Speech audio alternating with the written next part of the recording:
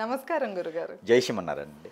గురుగారు, మంచిర్యాల దగ్గర మనకి దుర్గాదేవి విగ్రహం బయటపడింది గురుగారు. యాక్చువల్గా వచ్చేసి అక్కడికి వచ్చిన కొంతమంది గోదావరి యాత్రకు వచ్చిన పీఠాధిపతులు అలాగే స్వామీజీలు చెప్పగా అక్కడ తవ్వకాలు చేపట్టారు ఒక చోట. అక్కడ మనకి దుర్గాదేవి విగ్రహం అనేది బయటపడింది. అది చూసి అందరూ చాలా ఆశ్చర్యానికి లోనయ్యారు. అంతేకాకుండా అక్కడ ఉన్న ప్రజలు కూడా వింత వింతగా ప్రవర్తించారు. అసలు ఇది దేనికి సంకేతంగా చెప్పచ్చు అంటారు? అలా విగ్రహం బయటపడటం అనేది మనకి సూచకంగా తెలియజేస్తుందా? ఒకసారి తెలియజేయండి గురుగారు. తప్పకుండా. ముందుగా మన కిరణ్ టీవీ ప్రేక్షకులు అందరికీ కూడా జై శ్రీమన్నారాయణ. కిరణ్ టీవీ ఒక ప్రత్యేకత ఏంటంటే కనుక ప్రతి విషయాన్ని క్షుణ్ణంగా విచారించి దానికి తగ్గటువంటి పరిష్కార మార్గాలు అతి తక్కువ ఖర్చు లేకుండా కూడా ప్రతి గురువు ఇచ్చేటువంటి ఒక పరిహారాలతో పాటు ఎలాంటి సమస్యను కూడా పరిష్కార మార్గం చూపించేటువంటి ఒక దిశ సూచికలా ఉండేటువంటి ఒక ఛానల్ మనకు ఉండడం అనేది చాలా అదృష్టం అని చెప్పవచ్చు ప్రేక్షకులకి. సో దీన్ని సబ్స్క్రైబ్ చేసుకుంటే ఇంకా మంచి విషయాలు కూడా తెలిసేదానికి ఉంటుంది. ఇకపోతే మంచిర్యాలలో జరిగినటువంటి సంఘటన ఇది ఈ మధ్యన యావత్ రాష్ట్రం కాదు, విరు రాష్ట్రాల వరకు కూడా ఎంతోమంది మనకు తెలియకుండా చాలా జరుగుతూ ఉంటాయి. దాంట్లో పబ్లిక్లో ఎక్కువగా రానటువంటి విషయం ఏంటంటే నిధి నిక్షేపాలు, మైనింగ్, భూమిలో చేసేటువంటి చాలా కార్యాచరణ చాలా ఉంటాయి. కొన్ని మాత్రమే పబ్లిసిటీలోకి వస్తాయి. అవేంటంటే మామూలుగా ప్రభుత్వాల పర్మిషన్ లేకుండా ఎలాంటి భూమి కూడా తోమడానికి ఉండదు. ఫస్ట్ అలాంటి గొయ్యలు గుంతలు తీసేదానికి ప్రభుత్వం అనుమతి కావాలి. అలాంటి అనుమతి లేకుండా ఎన్నో అడుగులు తీయటం అనేది ముందు చట్టరీత్యా న్యాయం. ఇలా పర్మిషన్ తీసుకున్నారా అంటే ఇప్పుడు చట్టాలు కూడా ఏం చేయకుండా అలా కూర్చునిపోయినాయి. మరి ఎందుకు అలా కూర్చున్నారనేది ఒక పాయింట్. ఇవన్నీ కూడా నెగిటివ్ థాట్స్ ముందు ఒక పాయింట్. ఇక రెండోది, అంత పెద్ద గుంతలు తీస్తూ ఉంటే పక్కన వాళ్ళు ఎలా ఊరుకున్నారు, 2 పాయింట్స్. ఇకపోతే మూడోది, అది భూమిలో ఇష్యూస్ కానీ ఏదన్నా ఎసెంట్ భూమి కానీ లేకపోతే ఏదన్నా ఎవరైనా ఆ భూమి మీద కన్నేసి దాంట్లో ఏదో ఆలయాలు కట్టేసి ఏదో ఒక ఆశ్రమం లాంటి నీరు కొలిపేసి ఏదో ఒక గురువుని అక్కడ కూర్చోబెట్టేసి డబ్బులు కొల్లగొట్టేసేలాగా ప్రజల్ని భయభ్రాంతులు చేసి మోసగించేటువంటి తత్వంలో క్రియలో ఒకటి అంతే కదా. మరి అదొక పెద్ద స్కామ్ అనే చెప్పొచ్చు. ఆలయాలు నిర్మాణం చేయడంతో భయం జనాలకి ఏంటంటే కనుక ఏదో ఇక్కడ జరిగిపోతుంది, మనకేదో మంచి జరుగుతుందని ఒక నమ్మకంతో దేవుడు అంటే ప్రతి ఒక్కరికి నమ్మకం. ఇలాంటి క్రియేట్ చేసేసి దేవుని పేరు చెప్పుకొని డబ్బులు వసూలు చేసేదానికి కొంతమంది రాజకీయ నాయకులు ఉన్నారు అండగా. దాని తర్వాత గురువులు ఉంటారు, ఎవరో ఒకరు డబ్బులు గుంజడానికి చేసేటువంటి క్రియ. ఇదంతా ఒక మ్యాజిక్.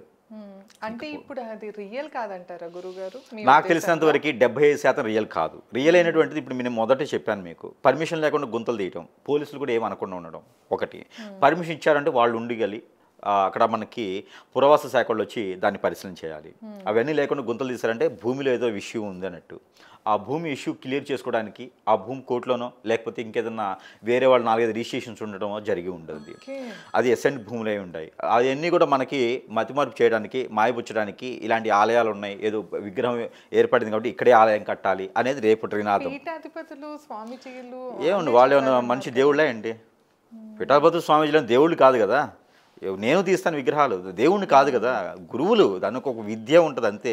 మ్యాజిక్ ఉంటుంది, విద్య ఉంటుంది, రెండే ఉంటాయి. ఇకపోతే అక్కడ పులి కూతలు కుక్క కూతలతో ఏడ్చేటువంటి మనుషులు, ఇది మీకు చూస్తుంటే ఎలా అనిపిస్తుందండి? మీరు చెప్పండి కామన్ కదా. ఇవి సవారీస్, వాటిని సవారీ అంటారు అన్నమాట. సవారీ అంటే ముస్లిం లాంగ్వేజెస్లో ఇది మనకి సైంధవ ధర్మంలో ముస్లిమ్స్ కూడా ఖురాన్లో కూడా కొన్ని ఉంటాయి. దాంట్లో సవారీస్ అంటారు. సవారీస్ అంటే వారు పీర్ల పండుగని చేస్తారు, బక్రీద్ పీర్ల పండుగని చేస్తారు.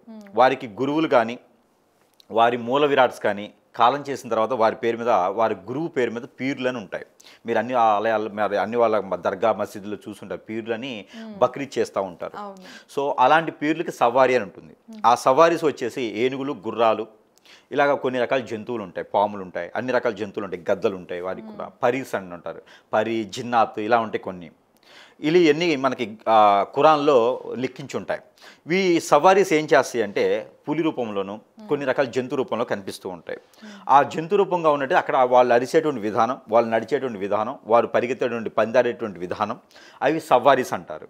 అవేంటంటే మనకి అలాంటి టైంలో మొక్కుపొద్దులు ఉన్నవారు ఒక్కపొద్దులు ఉండేవారు అక్కడ వారికి 41 రోజు ఒక్కపొద్దులు ఉంటారు రంజాన్ సమయంలో. అలాంటి బాగా చేసేవారు, అది వారి యొక్క కుల ఆచార ప్రకారం దేవునికి కొలిసేటువంటి వారు, ఆరాధన చేసేవారు, సాధన చేసేవారు, వీరికి ఎక్కువగా వారు వస్తూ ఉంటారు.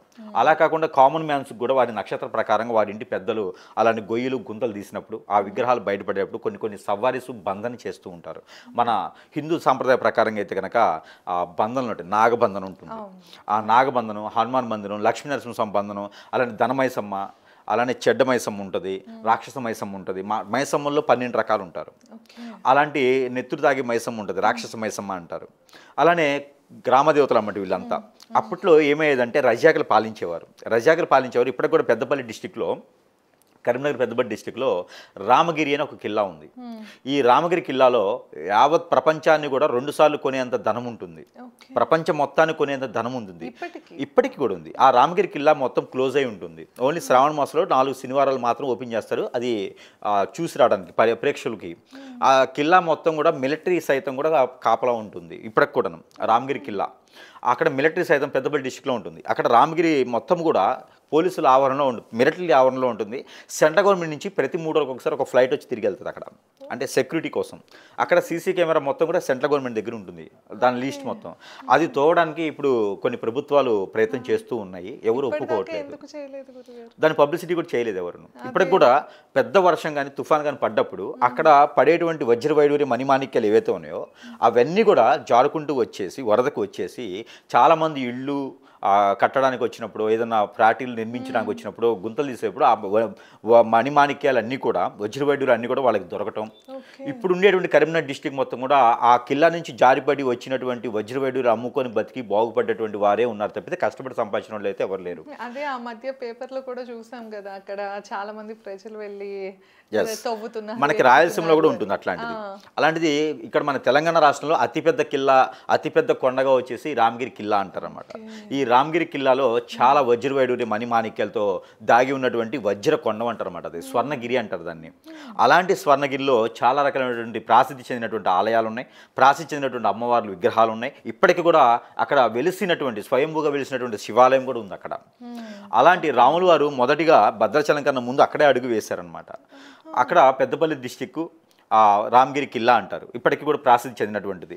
మన కొన్ని ప్రభుత్వాలు, రాష్ట్ర ప్రభుత్వాలు కూడా కొన్ని అక్కడ చేయాలి, చూడాలని చెప్పేసి వెయిట్ చేస్తూ ఉన్నారు. కొన్ని ప్లానింగ్స్ కూడా గీస్తూ ఉన్నారు ఈ రోజులో. కానీ అది పబ్లిసిటీ చేయట్లేదు, ఎందుకంటే అది ప్రభుత్వానికి సంబంధించిన ధనం కాదు. మా సొంతం అన్నట్టు ఎవరికి వాళ్ళు గుంజేస్తారని రాజకీయ నాయకులు ఎలా ఉంటుందో తెలుసు కదా, దొరికింది దోచేస్తూ ఉంటారు. అలాంటి వాళ్ళు ఉన్నారు కాబట్టి బయటికి రానివ్వట్లేదు. కానీ ఆ కిల్లా ఒక 50 గ్రాములు ఒక ఊరిని కొనవచ్చు. ఒక హైదరాబాద్ లాంటి సిటీస్ కొనాలంటే ఒక 100 గ్రాములు సరిపోతుంది.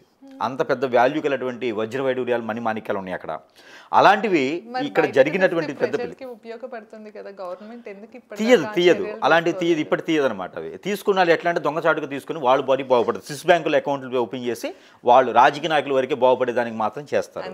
అది రాష్ట్ర ప్రభుత్వాలు, కేంద్ర ప్రభుత్వాలు అందరూ కలిసి వేసి ఆ కొండను అలా ఉంచేసాయన్నమాట. అలాంటి మన రాష్ట్రంలో 72 కొండలు ఉన్నాయి. మన దేశంలో, మన ఇండియాలో, భారతదేశంలో 72 కొండలోని రామగిరి కిల్లా లాంటివి. వాటిని ఎప్పుడు కదిలించరు. అయితే అలాంటి కిల్లాస్లో నుంచి వర్షం వాటికి అప్పుడు రజాకలు పాలించేటప్పుడు కొన్ని అక్కడ రాజులు, అక్కడ జమీందారులు పాలించేవారు. ఆ పాలించేటప్పుడు ఏం చేసేవారంటే భూమి తక్కువలో ఉండేది కదా, మెరకనే తర్వాత పెరుగుతుంది భూమి అనేది. అక్కడ తక్కువలో ఉండేది కాబట్టి అప్పుడు ఏం చేస్తారు, అప్పుడే గుంతలు దూవేసి రజాకల పాలన అన్ని తీసుకెళ్ళిపోతున్నారు. ఆడపిల్లల్ని దొరికినట్టుగా వేసుకెళ్ళిపోతూ ఉంటారు. అవన్నీ బాగుండాలి, సంపద బాగుండాలి, మన తర్వాత తరాలకి అంతా బాగుండాలని చెప్పేసి అని దాచిపెట్టుకుని వెళ్ళేసినట్టు. కొంతమంది అయితే వాళ్ళకి సమయం ఉంటే బంధనలు వేసేవారు. నాగబంధనం, అలానే అష్టదిబ్బంధనం, పాము బంధము, సర్పబంధనం, అలా హనుమాన్ మందిరం వేస్తారు. వాళ్ళ బజరంగ బలి బంధన అంటారు, కాలమైసమ్మ, కాలభైరవుడిది, ఇలా చాలా రకాల బంధనలు ఉంటాయి. అలాంటి బంధనలతో చేసి వెళ్ళిపోతారు. అయితే దానికి ఒక లింక్ లాక్ పెడతారు. ఒక్కొక్క దగ్గర బంధన ఏంటంటే నక్షత్రం, ఏ నక్షత్రం వాళ్ళు ఉన్నారో ఆ నక్షత్రం వాళ్ళు తవ్వితే వస్తాను అని. ఆ తర్వాత ఏమైందంటే బంధం లేని వాటికి ఏమైందంటే కొన్ని సంవత్సరాల తర్వాత అవి వెళ్ళిపోతాయి, భూమిలో సమాధి అయిపోయేసి సముద్ర వాడుకో, నది వాడుకో, దగ్గరలో ఎక్కడైతే కొలాన ఉంటుందో అక్కడికి వెళ్ళిపోతాయి అవి. కొన్ని అదృష్టం బాగుంది అంటే వారి ఇంటి తరాల వాళ్ళు, వాళ్ళ తర్వాత తరాల వాళ్ళకు వాళ్ళకి వస్తాయి అవి మళ్ళీ. కొన్ని ఏమవుతుంటే బంధంలో ఉండటం వల్ల కొంతవరకు కొన్ని సంవత్సరాల పాటు అలా ప్రాసిద్ధి చెందినటువంటి అక్కడ ఉండిపోతాయి. కొన్ని దగ్గర ఏంటంటే విగ్రహాలు కూడా పెట్టేస్తారు. అప్పట్లో విగ్రహాలని ధ్వంసం చేసేవారు. మీకు ఐడియా ఉందంటే కనుక, మనకు చరిత్ర చదివినట్టయితే కనుక రజాకులు విగ్రహాలను ధ్వంసం చేసేసి అలానే బ్రిటిష్ కాలం తర్వాత రజాకలు పాలించేవారు తెలంగాణని. అప్పట్లో మనకి సపరేట్ ఒక దేశం అనమాట. అయితే అప్పట్లో వారంతా కూడా ఈ విగ్రహాన్ని పూజ చేసే వాళ్ళని బంధిస్తూ ఊరుకోరు కదండి, అందుకని అవన్నీ దాచిపెట్టేవారు. అప్పుడు ఇప్పుడు ఏమైందంటే కొన్ని కట్టడానికి చేసినప్పుడు కొన్ని ఇది చేసినప్పుడు ఆ వజ్రవైడూరి మణిమాణికలు ఈ రోజు కూడా తెలంగాణ రాష్ట్రాల్లో విరు ప్రాంతాల్లో కూడా ఆ వివిధ డిస్ట్రిక్ట్స్లో అయితే ఈ రోజున కొన్ని తవ్వుతూ ఉంటే అంటే రాష్ట్రం విభజించిన తర్వాత మొత్తం కూడా దానికి ఎస్టాబ్లిష్ అవుతూ ఉంది. రాష్ట్రంలో జిల్లాలన్నీ ఎస్టాబ్లిష్ అవుతూ ఉన్నాయి, ఎంత స్థలాలు కూడా సరిపోవట్లేదు, జనాభా పెరిగిపోయినారు, ఆ అడవుల ప్రాంతాలు కూడా తవ్వేసి కట్టేటువంటి అవి జరుగుతూ ఉన్నాయి. ఇక్కడ గురువుల్లో కొంత విద్య ఉంటుంది, చూపున్నవారు డిఆర్ అంటారు. వారు ఏం చేస్తారంటే ఇవి తీసేదానికి అనమాట. వజ్రవైడూరి మణిమాణికలు అన్నీ కూడా లోపల ఏముంది, మైనింగ్ ఉందా, వజ్రం ఉందా, వైడూరు ఉందా, మాణిక్యం ఉందా, లేకపోతే దాంట్లో ఏమైనా పెట్టెలు ఉన్నాయా, కాయిన్స్ ఏమైనా ఉన్నాయా, ఏమున్నాయి అనేది ఆల్మెంట్స్ ఉన్నాయా చూసేదానికైతే కొంతమంది గురువులు ఉన్నారు ఒరిజినల్గా. ఆ ఒరిజినల్ గురువు పేరు చెప్పుకొని కొంతమంది దొంగ గురువులు ఏర్పడుతున్నారు. పీఠాధిపతులు అని నేను స్వామీజీనని, నేను అఘోరానని ఏర్పడేసి లేనిపోయినటువంటి వెలిగేషన్ తీసుకొచ్చేసి పేరు ప్రఖ్యాతి పొందేందుకు, డబ్బులు వ్యామోహం చేసేందుకు, రాజకీయ నాయకులకు అండగా పెట్టుకొని రాజకీయ నాయకులకు బినామీలుగా ఉండేందుకు వీరు ఒక గురువు కావాలి రాజకీయ నాయకులకి. ఆ గురువుని ఎంచుకునే దానికి ఇలాంటి భూములు ఎంచుకొని, ఎస్ఎన్ భూములు ఎంచుకొని అక్కడ ఆశ్రమాలు లాంటి కట్టడానికి చేసే ప్రయోగం కూడా ఇది ఒకటి అవ్వచ్చు. ఓకే గురుగారు, ఇక్కడ ఒక చిన్న సందేహం. మీరు అన్నారు కదా ఇలా బంధనాలు చేసి వజ్ర వైడూర్యాలే కాకుండా విగ్రహాల్ని కూడా పెట్టేవారు అని చెప్పి, పోనీ ఈ విగ్రహాలు పోనీ అలానే బయటపడ్డాయి అనుకోవచ్చు కదా? ఇప్పుడు బయటపడినటువంటి విగ్రహాలు ఏవైతే ఉన్నాయో దీని పురావస్తు శాఖలో మనకి ఈ రోజు ఉన్నటువంటి టెక్నాలజీ ప్రకారంగా ఆ విగ్రహం ఎప్పటిది, ఎన్ని సంవత్సరాల నాటి పెట్టారు, ఆ కాలంలో ఎవరు పాలించేవారు, ఎవరు పెట్టుంటారు అనేది కూడా ప్రతిదీ కూడా మనకు తెలుస్తుంది. ఆ విగ్రహం ఎక్కడైనా టెస్ట్కి వెళ్ళిందా, వెళ్ళలేదు. విగ్రహం తీసి దాచిపెట్టేసి నేను గుడి కట్టాలంటున్నారు. అక్కడిక్కడ ఏమవుతుంది, ఫ్రాడ్ అని అర్థం. పీఠాధిపతులే కాదు, పీఠాధిపతులు పేరు చెప్పుకొని చాలామంది ఫ్రాడ్ చేసేవాళ్ళు ఉన్నారు. వారికి అక్కడ చదివినటువంటి మంత్రోచ్చారణ మీరు విన్నారా? ఆ మంత్రాన్ని భూమిలో నుంచి నిధులు తీసే మంత్రోచ్చారణ కాదు అది. భూమిలో నుంచి నిధులు తీసేదానికి దానికి ఒక ప్రాసెస్ ఉంటుంది. 40 రోజుల పాటు ఏకదీపం పెట్టాలి, ఏకనాడి దీపం అంటారు. ఒక ఒత్తి వేసి దీపం పెట్టేసి ఆ బంగారం వజ్రవైడూరాలు ఏమున్నాయో దాంట్లో నెగిటివ్ ఉందా పాజిటివ్ ఉందా అనేది, ఎంతవరకు పైకి వస్తుంది అనేది దానికి మంత్రోచ్చారణ వేరే ఉంటాయి. అలానే మీరు అన్నట్లు ఆ బంధనాలు తీయటానికి పోనీ ఆ మంత్రాలు అనుకోవచ్చు కదా? బంధనాలు తీసే మంత్రాలు కూడా కావండి, అవి కేవలం శాంతి పలికేట మంత్రాలు. అవి బ్రాహ్మడు గుళ్ళో ఉన్నటువంటి ఆచార్య వారు కూడా పలుకుతారు అలాంటి మంత్రాలు. అవి మంత్రాలు వేరే ఉన్నాయన్నమాట. భూమిలోంచి నిధులు తీయటానికంటే మంత్రాలు ఉంటాయి, దానికి వేరే బంధనం ఉంటుంది. అవి బయటకు వచ్చే మంత్రాలు ఉండవు. మీరు ఖచ్చితంగా చెప్పగలుగుతారు? ఖచ్చితంగా చెప్పొచ్చు, ఎందుకంటే నేను తీస్తాను కదా. ఇప్పుడు నేను పర్టికులర్ పాయింట్ తీస్తాను, దానిలో మంత్రాలు ఉంటాయి. ఆ మంత్రాలు నోటితో బయటికి చెప్పే మంత్రాలు, పాయింట్ గుర్తుపెట్టుకోండి. మీరు ఇట్లాంటివి తీయగలరా గురుగారు? ఖచ్చితంగా ఎక్కడైనా భూముల్లో ఏమైనా ఖచ్చితంగా చెప్పగలుగుతాను. అక్కడ నిజంగా ఉంటే తీయగలుగుతాం. అది కూడా ఏంటి, పర్మిషన్ తీసుకొని, గవర్నమెంట్ పర్మిషన్ తీసుకొని ఉంటే అక్కడ ఉంది అంటే వాళ్ళ సమక్షంలో తీసేదానికి మాత్రమే నేను యాక్సెప్ట్ చేస్తే తప్పితే, లేకపోతే మనము అలాంటి వాటికి యాక్సెప్ట్ చేయం. కాకపోతే ఏంటంటే అలా నిజంగా ఉంది అంటే కనుక ప్రభుత్వం వారు కూడా ఏం చేస్తారంటే ఆ భూమి వారిది ఎవరిదిందో వారికి సగభాగం ఇస్తారు. అలా చెప్పా పెట్టుకుని తీసామనుకోండి మొత్తం వేసుకెళ్ళిపోతారు. కాబట్టి అలాంటివి చేయకూడదు. నిజంగా చెప్పాలండి, ప్రభుత్వానికి అది క్రైమ్తో కాదండి, వేరే విషయం కూడా అది అసలు అది తీయకూడదు. ఇంకో విషయం ఏంటంటే నిజంగానే అక్కడ బంధనం ఉందంటే బంధాన్ని తొలగించేదానికి ఒక ప్రక్రియ ఉంటుంది. ఆ బంధం తొలగిన తర్వాత తీసేదానికి ఒక ప్రక్రియ ఉంటుంది. అన్ని రకాలు లేకుండా ఫొక్లైన్ తీసుకొచ్చేసి జనారణ్యంలో తీసేసి నువ్వేదో మసిపూసి మారేడుగా చేసేసి విగ్రహం దొరికిందని చెప్పేస్తే నమ్మేటువంటి పరిస్థితులు అయితే లేవు ఇక్కడ. ఇంకోటి ఏదంటే మ్యాజిక్ కోట్ ఉంటుంది, మ్యాజిక్ అలా మంత్రాలు ఉంటాయి. నిమ్మకాయలు లేపుతారు, ఈబూద్ తీసుకొస్తారు, శివలింగాలు తీస్తూ ఉంటారు. ఇవన్నీ మ్యాజిక్ అనమాట. ఇలా అంటే ఈబూద్ వచ్చేస్తుంది. నేను కూడా బేగం బజార్ పోయి తీసుకొచ్చి కొన్ని కెమికల్స్ ఉంటాయి, కెమికల్స్ పెట్టుకుంటే ఇలా అంటే మంట వచ్చేస్తుంది. ఇవన్నీ కూడా అలాంటివన్నీ జనాలు చూసేసి, జనాలు ఏంటంటే అమాయకులు అనుకుంటారు. కాదు, జనాలు ఎప్పుడు అమాయకులు కాదు. అది చూసి నిజంగానే ఈయన దగ్గర విద్యలు ఉన్నాయని చెప్పి వెళ్తారు మంచితనంతో. కానీ గురువు అది ఆసరాగా తీసుకొని క్యాష్ చేసుకొని విచ్చలవిడిగా స్విస్ బ్యాంకులో అకౌంట్లు ఓపెన్ చేసుకొని బినామీలుగా ఉంటారు రాజకీయ నాయకులకి. గురువుని మరొక వీడియోలో ఇంకా ఎక్కువ మాట్లాడుకుందాం. కాకపోతే ఇక్కడ చిన్నగా ఫైనల్గా ఏంటంటే కనుక ఈ మంచిర్యాలలో జరిగినటువంటి సంఘటన ఏదైతే ఉందో ఈ సంఘటన వచ్చేసి కేవలం నాకు తెలిసినంత వరకు అయితే ఇది ఫేక్ అని చెప్పొచ్చు.